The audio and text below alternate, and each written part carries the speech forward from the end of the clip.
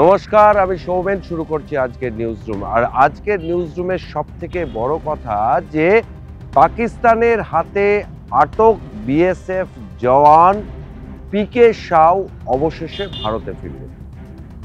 পিকে সাউ যে মুহূর্তে ভারতে ফিরছেন সেই খবর চাউর হতেই বাংলার বাসিন্দা, বাংলার হুগলির বাসিন্দা এই বিএসএফ জওয়ান খুশি কিন্তু পরিবারের মধ্যে।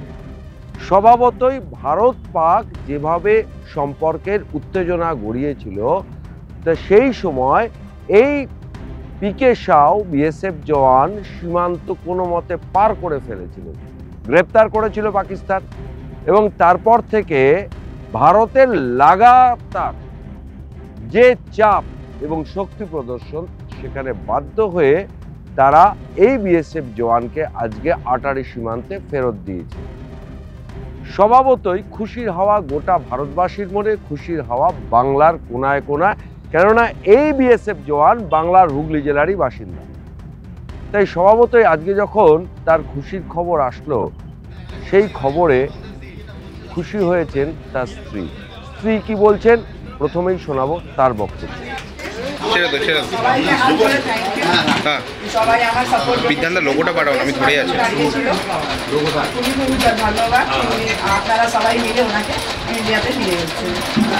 আর কি বললেন মুখ্যমন্ত্রী? আর কি বললেন? আর কিছু না, ওই বলেন বেশ বিশেষ থাকলো ভাইয়ের জন্য আর আপনার জন্য। মানে আমার হাজবেন্ড উনি ভাই বললেন, আমার খুব ভালো লাগলো এটা জেনে। এইগুলোই ব্যাস, আর কিছু বেশি বলেন। অ্যাকচুয়ালি ওই সকালে আমাকে উনি কন্ট্যাক্ট করেছেন, কিন্তু আমার ফোনটা খারাপ ছিল, সেই জন্য কথা হয়নি। এখন স্যারের ফোনে আমাদের হ্যাঁ নিশ্চয়ই আমার তাই মনে হচ্ছে। 4 দিন কন্টিনিউ উনি আমাকে ফোন করেছেন, বলছিলেন বারবার টেনশন মত हम लोगों को ला देंगे, हम लोगों को ला देंगे। শুনলেন বিএসএফ জওয়ানের স্ত্রীর কথা। এবার আপনাদের যে ছবিটা দেখাবো, যে পাক অধিকৃত কাশ্মীর, যে কাশ্মীরে ভারত গুড়িয়ে দিয়েছে জঙ্গি ঘাঁটি, জৈশ-ই মোহাম্মদ, লস্কর-ই তৈয়বার ঘাঁটিগুলো একের পর এক, সেই পাক অধিকৃত কাশ্মীরে যখন সংঘর্ষ বিরতির খবর এসছে, তারপর থেকে কিন্তু পাক অধিকৃত কাশ্মীরও কিন্তু একটু একটু করে ছন্দে ফিরছে। এতদিন তারা ভয়ে আতঙ্কে ছিলেন, তারপর থেকে তারা একটু একটু করে স্বাভাবিক হচ্ছে পাক অধিকৃত কাশ্মীরের আম নাগরিক জীবন। তাই এই সংঘর্ষ বিরতিতে খুশির হাওয়া বইছে পাক অধিকৃত কাশ্মীরের সাধারণ মানুষের মনেও। তারা আজকে কি জানিয়েছেন সংবাদ মাধ্যমের মুখোমুখি হয়ে, সেটাও শোনাবো দর্শকদের। अलहमदुलिल्लाह हूँ सीज़ फायर होया, असीं खुश आमदीद आखते हैं सो, लेकिन जी असा दुश्मन है ये मकार है, आने वाले वक्त कुछ भी कर सकता हो। सीज़ फायर अल्लाह करा हो जुले, लेकिन इस वक्त की डिटेल में मैं सो गल दसा कि जो नुकसान होया वो दोनों तरफ कश्मीर का होया। इस साइड भी कश्मीरी मरन, उस साइड भी कश्मीरी फौत होए। सीज़ फायर होया कि इस पर कोई उम्मीद नहीं है कि सीज़ फायर रही, लेकिन अवाम जी LOC पर है इंशाअल्लाह आर्मी के शाना बिशाना खड़ी है, ये डट का मुकाबला करसी, ना कि पीछे हटने वाली कोई अवाम नहीं, इस तरह डर जा कोई भी नहीं है। আমরা যেমন পিকে সাউয়ের স্ত্রীর বক্তব্য তুলে ধরলাম, আবার পাক অধিকৃত কাশ্মীরের সাধারণ মানুষদের বক্তব্যও তুলে ধরলাম, কিন্তু আরেকটা খবরের দিকে আলোকপাত না করলে আজকে নিউজরুম সম্পূর্ণ অসম্পূর্ণ থেকে যাবে। যখন ভারত পাক সম্পর্ক নিয়ে সবাই ব্যস্ত, ঠিক তখনই বাংলাদেশ অত্যন্ত বাড়াবাড়ি করেছে।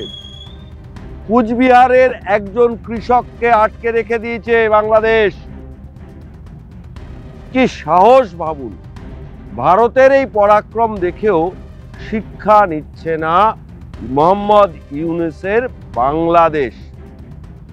তারা পশ্চিমবঙ্গের কুচবিহারের, বাংলাদেশ সীমান্তবর্তী জেলা কুচবিহার, সেই কুচবিহারের একজন কৃষককে আটকে রেখে দিয়েছে ভারত সরকার। কিন্তু অবিলম্বে সেই কৃষককে মুক্তি দেওয়ার নির্দেশ দিয়েছে।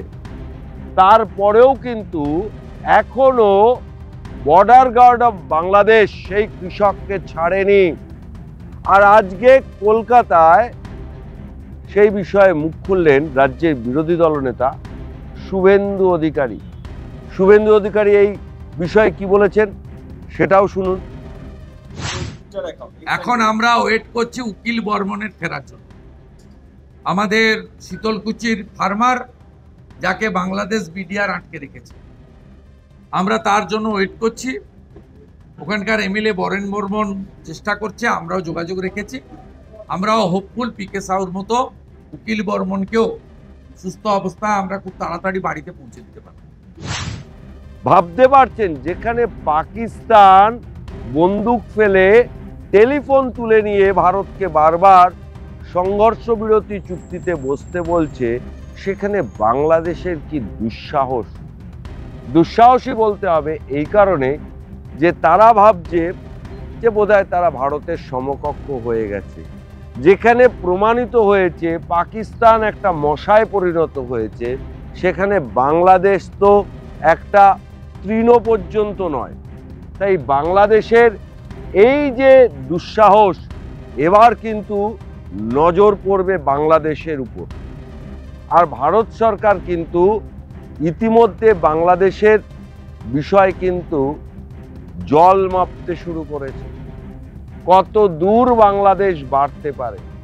নইলে ভারতের মতো দেশের একটা সীমান্তবর্তী গ্রামের কৃষক হয়তো ভুল করে অনেক জায়গায় সীমান্তের কাঁটাতারের বেড়া দেওয়া নেই, সেই জায়গায় হয়তো ঢুকে পড়ে তাদের দেশে, কিন্তু তাকে ফ্ল্যাগ মিটিংয়ের মাধ্যমে ভারতের হাতে তুলে না দিয়ে এখনো কিন্তু আটকে রেখেছে বাংলাদেশ। আর বিষয়টা কিন্তু মোটেও ভালো চোখে দেখছে না বাংলাদেশ।